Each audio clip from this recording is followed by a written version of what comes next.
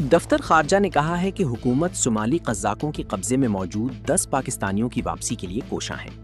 तर्जुमान दफ्तर खारजा की जानिब से हफ्तावार ब्रीफिंग में बताया गया है कि सिंध तास मुआहिदे के तहत पानी को रोकना आलमी कवानीन की खिलाफ वर्जी है और अगर भारत ने ऐसा कोई इकदाम किया तो पाकिस्तान के पास तमाम ऑप्शंस मौजूद हैं।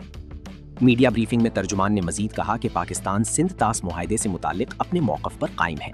मुआहिदे के तहत पानी की रवानी में रुकावट डालना बैनुल अक़वामी क़वानीन और मुआहिदों की खिलाफ वर्जी तसव्वुर होगा।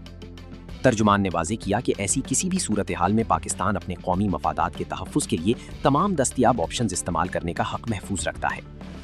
इब्राहिम मुआहिदे से मुताल्लिक बात करते हुए तर्जुमान दफ्तर खारजा ने कहा कि इस हवाले से पाकिस्तान का मौक़िफ़ वाज़ेह और दो टोक है और इस हवाले से पॉलिसी में कोई तब्दीली नहीं आई।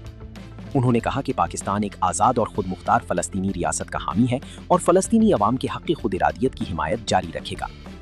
तर्जुमान ने मजीद बताया कि इस वक्त 10 पाकिस्तानी शहरी सोमाली कज़ाकों के कब्जे में हैं।